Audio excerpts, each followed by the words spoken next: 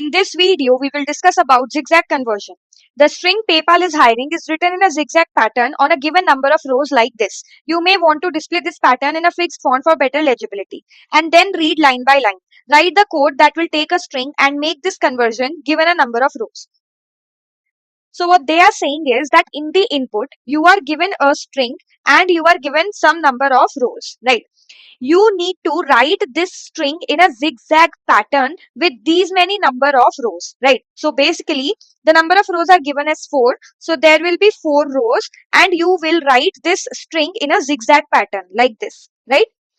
So if you see, first we had P, so P is here, then A, then Y, then P, and then A is here. So we are going in this direction, then we are going in this direction, then this, and then this, right? So you will move character by character in this string and you will keep on writing this string in the zigzag pattern with the number of rows that we are given to us, right? Now, once you have written it in the zigzag pattern, now you need to create a new string by reading this zigzag pattern line by line or row by row. Meaning, if you see the first row here, then the string is PIN, right? So let me just write it here, PIN. Now, if you read the second row, then it is ALSIG.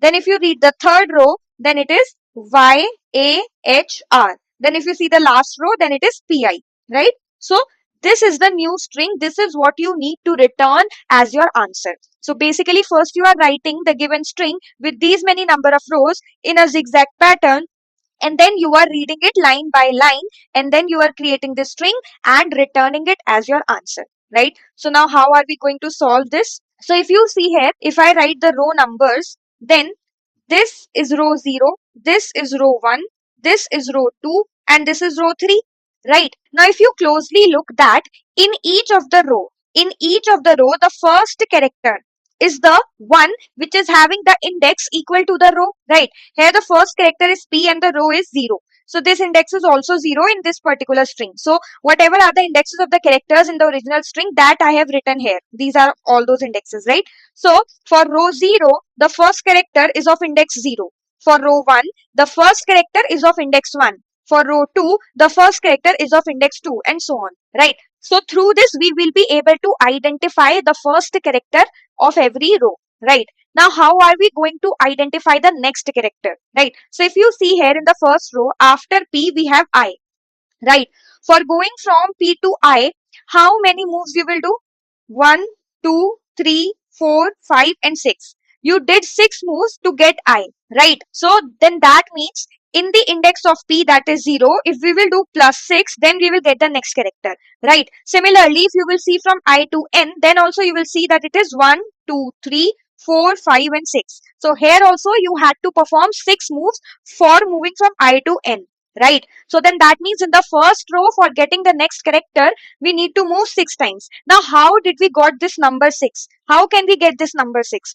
So if you see here, if you utilize this number of rows which is given to us, so what we are doing is that 1, 2, 3. This is the moves that we did in this particular column, right? And then 1, 2, 3. 3 are the moves that we did here. So 3 moves here and 3 moves here. So here also we did 3 moves in this direction and then 3 moves here in this direction, right? So can I say that it is nothing but 2 into the number of rows minus 1, because here the number of rows were 4 and we were doing 3 moves, right? And these 3 moves also we were doing 2 times, right? One in this direction and one is this direction. So can I write it like 2 into number of rows minus 1? So then that means in the first row, if let's suppose I am denoting this with an index I, then in this I, if I add this, then I will get this number. So my I will become 6. Then in this I again, if I add this number, then I will get the next character and then I will become 12, right? So this is how we will be able to identify the first row. Similarly, if you see for the last row, then here also for going from P to I, you will move 1, 2, 3, 4, 5 and 6 moves you will do, right? So in 3, if you will add this, which is nothing but 6, so this will give you 9, which is the index of I, right? So then that means the first row and the last row is sorted. Now this logic won't work in the middle rows. Why? Let me tell you. So if you are at A and if you do 6 moves, then where will you go? 1, 2, 3, 4, 5 and 6. You will go to S, right? From A you went to S. But if you see that L was also here, we had to consider this L also. Again, if you see for this Y, if you take 6 moves, then 1, 2, 3, 4, 5 and 6. Then you will land on H. From this Y, you landed on H. But this A is still remaining, right? Similarly, if you will check for this S, if you take 6 moves, it will be 1, 2, 3, 4, 5, 6. After S, you are getting G, but you need I. So then that means for the middle rows, that is the rows other than the first row and the last row, we will have to apply some additional logic for getting these elements, right? Now, what will be that additional logic? So let's identify that. So if you see here, in this A, the index is 1, right? And we need to get L, which is index 5. 5 minus 1 is 4, right? So basically in 1, if we add 4, then we are getting the next character. Similarly, if you see for this 2, this is 4. 4 minus 2 is 2. So then that means in 2, if I will add 2, then I will get the next character, which is 4, right? So basically, for these, we added 4. For these, we added 2, right? Again, if you see for this S and I, for these two, we added 4, right? In one, we added 4, so we got 5, the next character. So again, if in this 7, you will add 4, you will get 11, which is this number, right? Then in this row, we were adding 2. So if in this 2, you will add 2, you will get 4, which is this character. Then in this 8, if you will add 2, then you will get 10, which is this character, right? So then that means in every row, as we are going down, we are doing minus 2. Right. So here I was adding 6 to the current index. Here I was adding 4 to the current index. And here I was adding 2 to the current index. And in all of these, we are decreasing this count by 2. Right. So how you will identify this number that, okay, here I need to add 4 and here I need to add 2. So we know that what is the current row, right? Through this, can we identify what has to be added in the current index? So if I say that I will do 6 minus 2 into I. So this 6 is nothing but this 2 into number of rows minus 1. So this value was 6, right? So 6 minus 2 into I. This I is the row, the current row. So if you see for this row, we were adding 4, right? So we need this value 4. So for this row, the row is 1, right? So if we will do 6 minus 2 into 1, so it will give you 6 minus 2, which is equals to 4. This is what we needed for row 1. Then again, if you check for row 2, so it will be 6 minus 2 into 2, which is 6 minus 4 equals to 2, right? So for row 2, we were adding 2. That is what we have got. So then that means with this formula, I can identify what has to be added in the current index to get the next element, right? So whatever is your current index. So let's suppose if you are at A, then your index will be 1. You can just add this in 1. If you are at this character S, then your index will be 7. Then in that you can add the value of this formula, then you will get I. So that is what you need to do. And this formula we are applying only on this A and S. We will not apply it on L. Why? Because this S we will get after doing 6 moves from A, right? After 6 moves, we'll get this S. Just before going to this S, beforehand itself, we will apply this formula to take into account this L also, right? So this is what we need to do. So one thing to notice here is that if in the question, the number of rows that are given to you is 1, then in that case, what will happen?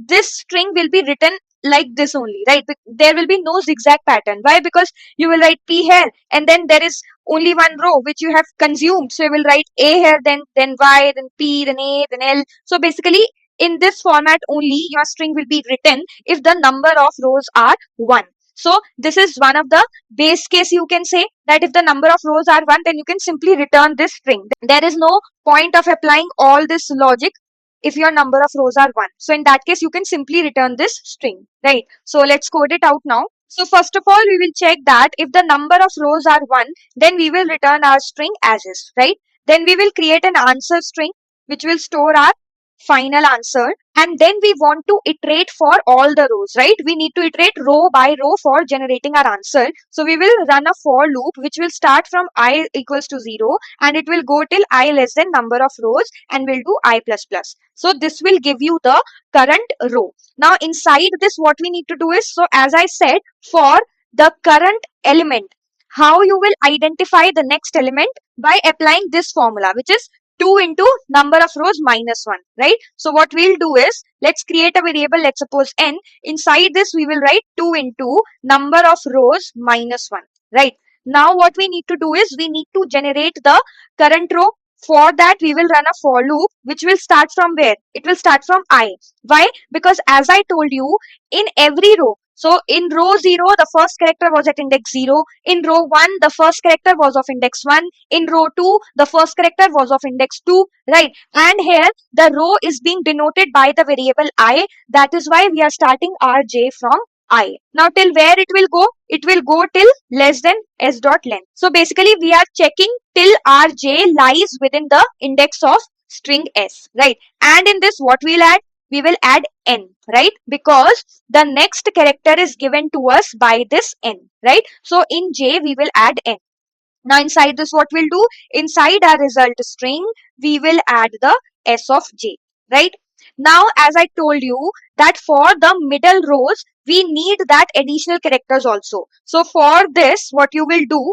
You will check that if your I is greater than 0 and I is less than the number of rows minus 1, then that means this is the middle row. Then in that case, what you need to do is, you need to identify the character that you need to take before you add this n, right? So for that, what was the formula that I told you? So I told that in the current index, you need to add this, right? What is your current index? We are running a loop of j, right? So the current index is j. In this j, you need to add this value. This is what? This is n that we created in our code, right? So it will be j plus n minus 2 into I, right? This will be our formula. So here, we will write int end equals to j plus n minus 2 into I, right? Now, before we take the character at this index from the string s, we should check whether this index is present in the string s or not, or is it out of our bounds, right? So here you can check that is the index less than s dot length, right? If it is, then what you need to do is, inside your result, you will add this index value, right? And at the end, you can return your result. So with this, you will be able to get your final answer. So let's run this now. So our test cases are accepted. Let's submit this. It got accepted. Thank you so much for watching. Please subscribe our channel.